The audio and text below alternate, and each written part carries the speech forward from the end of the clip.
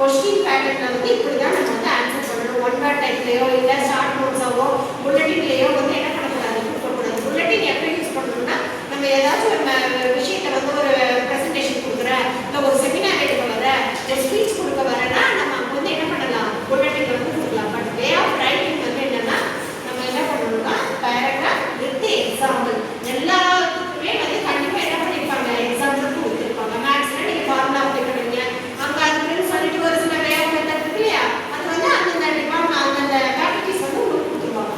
இப்போ நம்ம தமிழுக்கு அப்படின்றப்ப என்னன்னா அங்கங்கே வந்து என்ன பண்ணிருப்பேன், எக்ஸாம்பிள் கொடுத்துருப்பேன், அந்த எக்ஸாம்பிளை பயன்படுத்தி.